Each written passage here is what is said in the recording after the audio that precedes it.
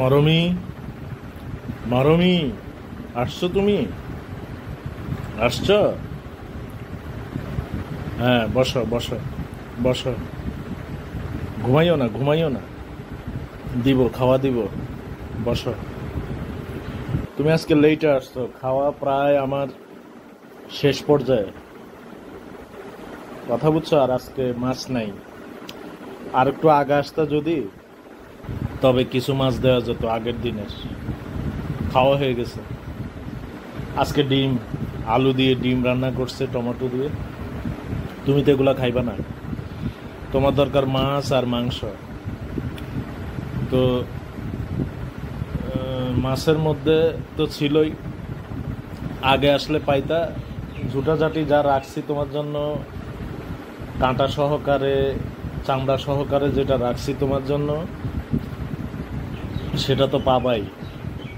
তো সেটার জন্য অপেক্ষা করো, দেখা যাক কি হয়।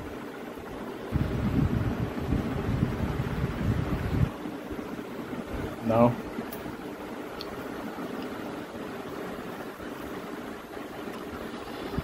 আজকে আমার খালাতো ভাইটা মারা গিয়ে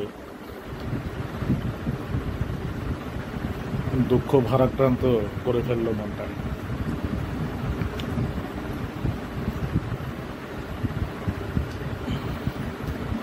তবে মনকে বুঝ দিচ্ছি, শোকাহত মনকে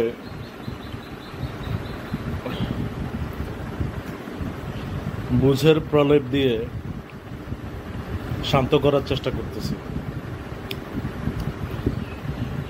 বুঝাচ্ছি যে এই ভেবে মানুষের জীবন তো ক্ষণস্থায়ী, আজ আছে কাল নাই, জন্মাইলে একদিন মরতেই হয়, অবধারিত, কিচ্ছু করার নাই, সৃষ্টিগত নিয়ম। তো মানে যার যতটুকু আয়ু, সে ততটুকুই বাঁচবে। তো সেই হিসাবেই মানে মনকে বুঝ দেওয়া, শান্ত করা, কারণ এটার উপরে তো কোনো হাত নাই। কিছু করার থাকলে, কিছু যে কোনো একটা আবঢালে, আশ্রয়ে যদি মৃত্যুকে ঠেকানো যেত, তাহলে তো সবাই তার আত্মীয় স্বজনকে মৃত্যুর হাত থেকে রক্ষার জন্য যা পর নাই একটা অবস্থা করে ফেলত। কিন্তু মৃত্যুর কাছে সবাই পরাজিত, একমাত্র একজন ছাড়া, সৃষ্টিকর্তা ছাড়া। বিধির বিধান মানতেই হবে। তো এই জন্য শোকাবহ অবস্থাটা কাটিয়ে ওঠার চেষ্টা করতেছি। আজকে মরমির খাবারের কন্ডিশন ভালো না। আগের দিনের ওই একটুখানি তরকারি রয়ে গেছিল, ওর মধ্যে আবার একটু মাছেরও অংশ ছিল। তো আমি ওটা খেয়ে বলছি, ও না থাকার কারণে ভাবলাম আর আজকে আসবে না। তো ওই কাঁটাটা রেখে দিছি আর কি, আর চামড়াটা রেখে দিছি। তো এই দুইটার সংমিশ্রণে এখন দিলাম, এই যে একটু আগে খাইতে দেখলে এটা। আর তেমন কিছু নাই। ডিম সে খাবে না, ডিম খাইলে ডিম দিতাম, ভাত তো খাই না। তো আজকের জন্য ওর সাথে আলাপ বা ওর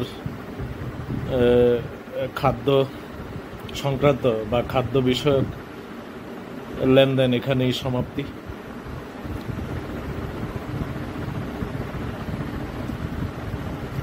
মরমি, যাও যাও, শেষ, যাও, কালকে আইসো, যাও, আজকে শেষ, যাও।